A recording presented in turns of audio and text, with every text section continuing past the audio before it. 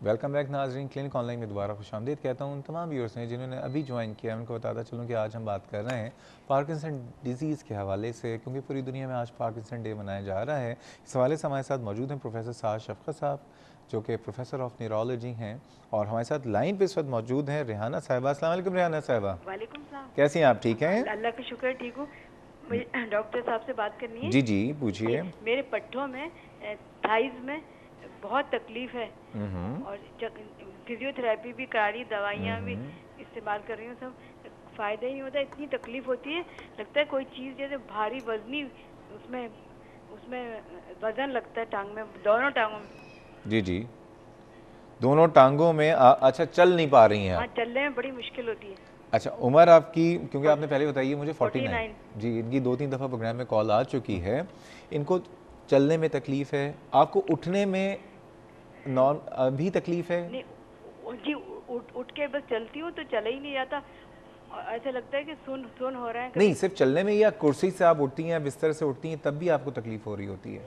कुर्सी से बिस्तर से नहीं होती, जितनी सिर्फ चलने में होती अच्छा, आपको राशा है हाथ में, है। कब नहीं, का कहीं पहाड़? नहीं, राशा नहीं है। अच्छा डॉक्टर साहब, आप और रेहाना साहिबा। हाँ, नहीं, एक तो मैं ये कह सकता हूँ इनकी सिर्फ आवाज़ सुन के और आवाज़ की स्पीड सुन के कि इनको पार्किंसन तो हरगिज़ नहीं है। ठीक है। तो ये जो चलने वाली शिकायत बता रही हैं, इसकी 2-3 वजूहात हो सकती हैं इसमें, कि कमर में कभी-कभी नर्व्स दबती हैं, उससे जी, रेहाना साहिबा, अभी हम आपको लाइव बताते हैं, ठीक है? आप बहुत शुक्रिया आपके सवाल करने का। शुक्रिया, अल्लाह हाफिज़। जी। तो एक तो ये कि कमर में अगर वो नर्व्स दबें, जिसको स्पॉन्डिलोसिस कहते हैं, उससे कभी-कभी चलने में प्रॉब्लम। दूसरा ये कि वज़न की ज़्यादती जो है उससे एक तो वज़न इंसान एक्स्ट्रा ले अगर बॉडी पे चढ़ा हुआ हो, तो उससे मुश्किल होती है चलने में, मूव करने में, और फिर साथ-साथ उससे आर्थराइटिस बर्स हो जाता है। उससे टखनों में, घुटनों में घिसाई ज़्यादा अच्छा, होती इनके है। थाइस, सो क्योंकि ये असल में इनका डायलेमा ये है कि इनके भाई बाहर रहते हैं, अच्छा। ये अकेली हैं, कहीं आना जाना इनके लिए बहुत मुश्किल है।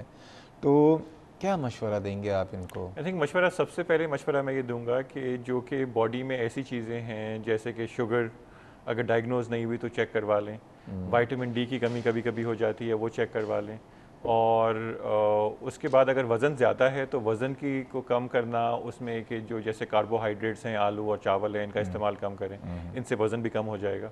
तो काफ़ी दफ़ा हम लोगों ने ये देखा है, ख़ासकर मिडिल एज में आके, 40s, लेट 40s 50s में आके जब वज़न चढ़ता है, तो उसमें अगर वज़न आप 5 किलो भी कम कर लेना तो उससे काफ़ी मोबिलिटी या वॉकिंग बेहतर हो जाती बेहतर है। हो जाती लेकिन है। इनका केस पार्किंसंस वाला केस नहीं है। अच्छा, आपने एक बात कही कि आवाज़ से कैसे पता चल सकता है? उससे उससे ऐसे पता चलता है कि देखिए, पार्किंसंस में जो है ना, हर मूवमेंट जो है इंसान का वो स्लो हो जाता है, और उसमें जो बोलने की भी हरकत है और बोलने की स्पीड है, उसमें भी एक स्लोनेस आ जाती है, और एक ख़ास मखसूस रेट होता है स्लोनेस का, जो कि थोड़ा तजुर्बे के साथ इंसान वो उसको रिकग्नाइज कर आहिस्ता लेता है। आहिस्ता बोलता है, रुक रुक के? आहिस्ता आहिस्ता बोलते हैं। देखिए, रुक रुक के मुख्तलिफ है, बिकॉज रुक रुक के तो तब भी आप बोल सकते हैं अगर जहन में आप डिस्ट्रैक्टेड हैं या बहुत गहरी ठीक है। सोच में हैं, लेकिन ये जो एक लफ्ज़ है ना, वो स्ट्रेच हो जाता है काफ़ी लंबा मसलन? पार्किंसन में।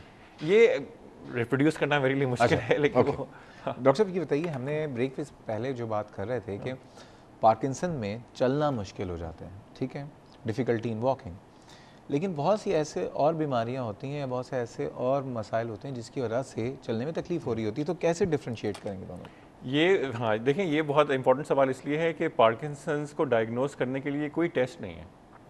तो पार्किंसंस की डायग्नोसिस जो है वो फिज़िकल एग्जामिनेशन, यानी कि बदन के मुआयने के बाद की जाती है, और उस मुआयने में ये देखा जाता है कि जो अकड़न है वो एक ख़ास मखसूस किस्म की अकड़न होती है, जिसको हम लोग अंग्रेज़ी इस्तिलाह में, टेक्निकल इस्तिलाह में कॉग्विल रिजिडिटी कहते ये हैं। कॉकविल लोगों को बताते हैं क्या होती हाँ, है? कॉग्विल रिजिडिटी ये होती है कि जो राशा होता है ना, राशे के साथ जब बॉडी स्टिफ हो जाती है तो एक ऐसी इसमें स्टिफनेस होती है कि जब आप स्टिफनेस देखते हैं तो उसमें ज़रा सी स्टिफनेस आती है, बाजू हिलाने पे, फिर थोड़ी देर बाद फिर कुछ सेकंड के लिए स्टिफनेस ख़त्म हो जाती है, और फिर से स्टिफनेस आती है और फिर ख़त्म हो जाती है।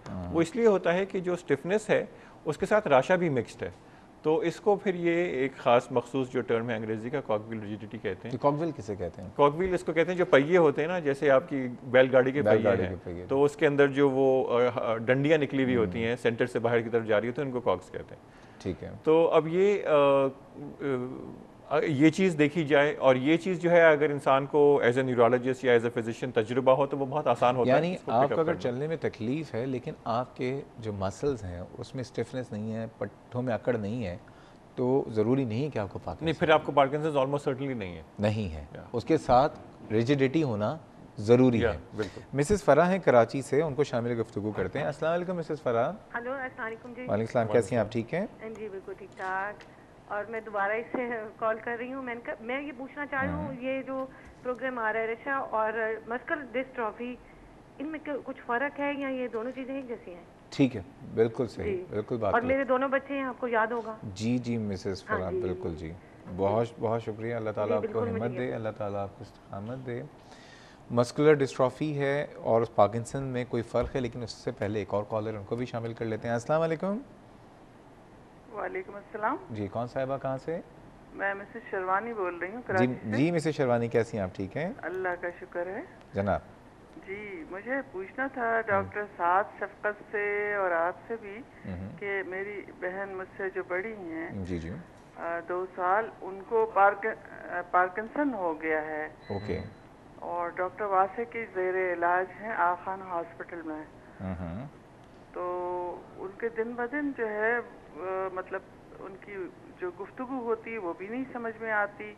वो ज़रा सा हालांकि पकड़ के खड़ा किया जाता है तो वो गिर पड़ती हैं। क्या उनके कुछ बेहतर होने के चांसेस हैं कि नहीं? अच्छा, आप लाइन पे रहिए। डॉक्टर साद शफकत, आपने इनसे कुछ पूछना है उनकी बहन के हवाले से? ये मेडिकेशंस, ये बताइएगा आपकी बहन जो है ये मेडिकेशंस कितने अरसे से इस्तेमाल कर रही है, मुख्तलिफ दवाइयाँ पार्किंसंस की? पार्किंसन की तकरीबन 1 साल तो हो गया। अच्छा अच्छा, और कितनी दवाइयाँ आपके ख्याल में आजमाई होंगी? 2-3 या 2-3 से ज़्यादा? ये मुझे इल्म नहीं है, मैं उनसे पूछ के आपको बता सकती हूँ। अच्छा, नहीं ठीक है, मैं आपको जवाब दे देता हूँ। ठीक है जी मिसेस शर्वानी, बहुत शुक्रिया। अल्लाह ताला आपकी बहन को सेहतियाब करे। डॉक्टर साहब, पहले सवाल था मस्कुलर डिस्ट्रॉफी। तो वो मस्कुलर डिस्ट्रॉफी और पार्किंसंस बिल्कुल मुख्तलिफ चीज़ें हैं, लेकिन उनकी अलामत एक तरह से कॉमन है। वो ये है कि मूवमेंट में प्रॉब्लम होती है। मस्कुलर डिस्ट्रॉफी में जो पट्टे हैं, पट्ठों की जो फ्लैश है, उसके अंदर जो गोश्त है मसल्स का, उसके अंदर गड़बड़ होती है, उसमें प्रोटीन सही नहीं बनता, तो उसकी वजह से पट्टे वीक होते हैं। ठीक है।